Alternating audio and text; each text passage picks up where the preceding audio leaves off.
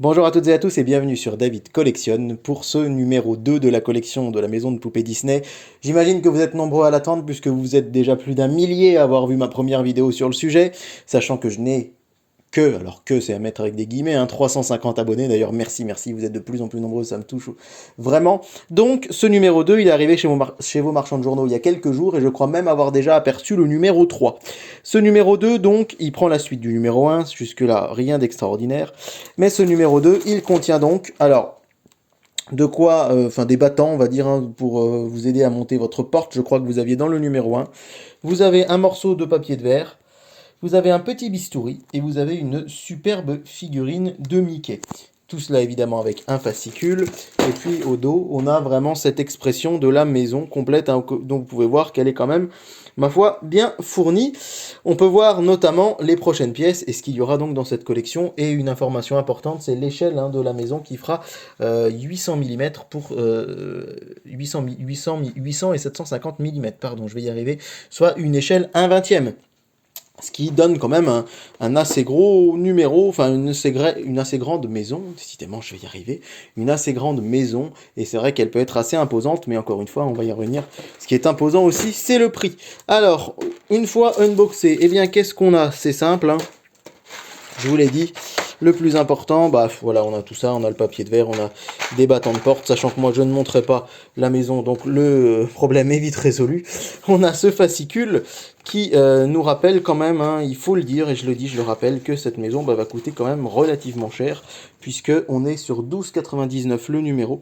Il y a quelque chose que j'avais oublié de dire dans la première vidéo, et que quelqu'un m'a gentiment rappelé en commentaire, c'est que j'avais estimé, puisqu'on est à 120 numéros, 120 numéros à 13 euros, on est de l'ordre de 1550 euros, un peu plus de 1500 euros, ce qui est quand même pas rien du tout. Mais j'avais oublié que tous les 20 numéros environ, on va vous envoyer un classeur, comme indiqué ici, un classeur qui va vous coûter à chaque fois, si je ne dis pas de bêtises, voilà 8 euros, 7,99. Donc ça augmente encore et on approche vraiment les 1600 euros de coût total pour la collection. Alors évidemment, si vous vous abonnez, vous allez avoir des petits cadeaux, un classeur en cadeau, bon sachant que s'il y en a un tous les 20 numéros, ça veut dire que vous aurez en tout 6 classeurs, ce qui vous fait quand même une économie de 7,99. Mais sur 1600 euros, bon, vous conviendrez que c'est assez relatif. Vous avez des figurines en plus, Minnie et Daisy, qui ne sont pas normalement dans la maison. Des accessoires exclusifs, donc on a un petit chapeau qui nous vient de Mickey, son sombrero. Le sombrero de Donald, pardon, c'est le seau de Mickey et de Fantasia évidemment. L'horloge de Cendrillon et les cadres des Aristochats. Le numéro 3, on nous l'annonce, ce sera le miroir avec les petits pots. Et le numéro 4, eh bien, ce sera la théière et la table d'Alice au Pays des Merveilles. Alors, je vous le dis tout de suite, ne vous attendez pas à avoir un unboxing des numéros 3 ou 4 ou 5 sur cette chaîne. Je vais m'arrêter là. Je vais m'arrêter là parce que je n'ai pas l'ambition de construire cette maison, qui encore une fois, je n'ai pas le budget de mettre. Alors certes, c'était étalé sur 120 semaines environ, c'est-à-dire on est quand même au-delà de 2 ans, mais quand même, ça fait un budget qui est assez élevé. Je vous rappelle qu'on vous envoie, certes avec des frais de port gratuits, et c'est ça le gros avantage de chez Hachette, on vous envoie tout ça avec des frais de port gratuits, mais c'est 4 numéros par mois à 13 euros. Le calcul est vite fait, ça fait un peu plus, ça fait environ 52 euros par mois, ce qui n'est pas rien. Donc j'ai pas le budget, j'ai pas la place non plus pour mettre la maison, et je suis une bille en bricolage, bien qu'on m'ait dit qu'il était, cette maison était relativement simple à construire pour des gens qui avaient déjà fait des collections Hachette. J'ai toutefois eu une récrimination il y a quelques jours de quelqu'un qui m'a dit avoir eu des soucis avec sa colle qui ne collait pas. Ça peut être un petit peu embêtant si c'est le cas. Au prix où on la paye, alors certes dans le numéro 1 on la paye pas cher, mais quand même ça mérite d'être signalé si vraiment c'est le cas. Donc je ne ferai pas la maison, j'ai pas la place, j'ai pas l'argent, j'achèterai pas les futurs numéros. On va s'arrêter avec ce numéro 2, donc, dont le fascicule va vous rappeler ce qu'il y a dedans, donc du papier de verre, une pince à épiler. Voilà, je vais appeler une sorte de bistouri, une pince à épiler, qui peut vous servir aussi à vous épiler d'ailleurs, mais qui va plutôt vous aider normalement à monter la maison.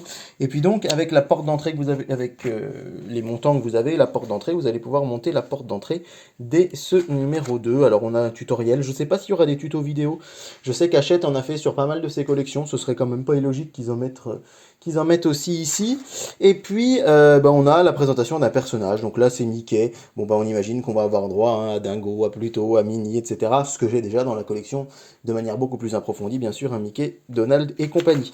On a également un retour sur un grand classique, Dumbo. Alors là aussi, le côté encyclopédique, j'ai déjà dans la collection des grands classiques avec les très beaux livres qui étaient fournis avec les figurines. Donc effectivement, c'est un petit plus sympa, mais c'est aussi du remplissage de fascicules, hein, on va pas se mentir.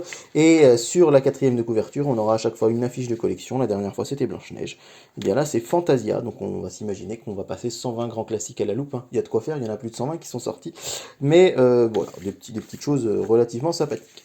Ce numéro 2, ce qui est vraiment intéressant, c'est cette figurine de Mickey qu'on va voir de plus près, que je trouve personnellement très très chouette, très très jolie. Elle est en plastique, elle est vraiment de bonne facture par contre. Quand je vous dis que j'achèterai plus de numéros, déjà je pense que mon marchand de journaux va très vite arrêter d'en recevoir parce que je suis pas sûr qu'il y ait beaucoup de gens qui les continuent, et puis quand bien même, si quelqu'un continuait la collection, je vais pas m'amuser à aller lui prendre le numéro chez le marchand de journaux. Mais c'est vrai que si je tombe de temps en temps, je vous dis pas que je vous en représenterai pas, si je tombe sur une des prochaines figurines, hein.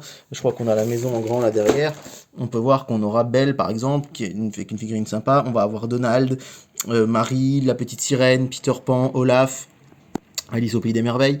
Mais j'imagine, il y avait déjà eu des collections un peu de ce type à une époque. J'imagine que il y aura, allez, on va dire une figurine tous les 20 numéros, quelque chose comme ça, 15-20 numéros. Donc à mon avis, on n'est pas prêt de tomber dessus, vous l'avez vu, hein, déjà là on a Mickey dans ce numéro 2. C'est aussi commercial, l'idée pour Hachette, c'est aussi de vendre ces numéros 1 et 2. Et effectivement, la preuve, hein, c'est que ce numéro 2, je l'ai acheté, et que je suis bien heureux d'avoir cette figurine, mais dès le numéro 3, effectivement, ça a assez peu d'intérêt pour moi, qui ne vais pas faire la maison, d'avoir, je sais même plus ce qu'il y a dedans exactement, voilà, d'avoir un miroir et puis 3 pots de miel de Winnie l'ourson pour 13 euros, hein. On est bien d'accord et j'imagine que vous serez d'accord avec moi. Le problème de ce genre de collection, évidemment, je vous l'ai dit, c'est le prix, c'est la place. Maintenant, si vous êtes motivé, apparemment, c'est pas si compliqué que ça à faire. Et surtout, l'objet final, il va être splendide. Alors ça, par contre, j'ai aucun doute là-dessus.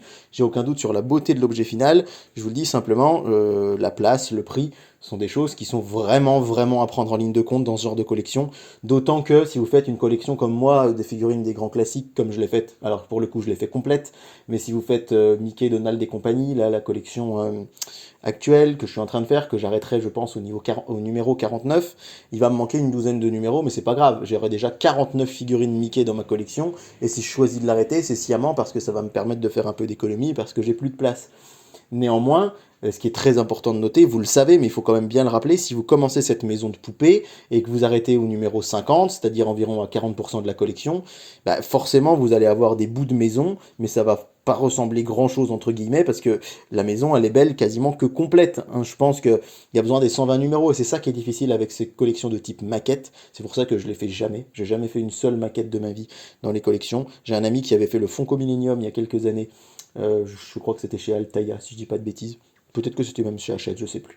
Il avait fait le Faucon Millennium et ça lui avait pris un temps fou et un coût phénoménal. Alors le Faucon Millennium, une fois construit, était splendide, mais il m'avait dit, maintenant que j'ai mis le doigt dans l'engrenage, et surtout au fur et à mesure que ça avance, je peux pas m'arrêter, parce que si je m'arrête, je vais avoir un bout de Faucon Millennium. Là c'est pareil, avoir un bout de maison de poupée, c'est forcément un petit peu frustrant. Donc ce sont des choses aussi qui entrent en ligne de compte et qui me paraissaient important de relever. Voilà, je vais m'arrêter là pour ce numéro 2. Donc ce numéro 2, alors pour ceux qui se poseraient la question, pourquoi est-ce que tu as acheté deux numéros 2? J'ai eu un petit problème technique il y a quelques jours. Toutes mes vidéos se sont effacées. J'avais fait 3 vidéos d'avance sur la chaîne. Malheureusement, elles se sont effacées. Et j'avais jeté une partie, le carton, etc.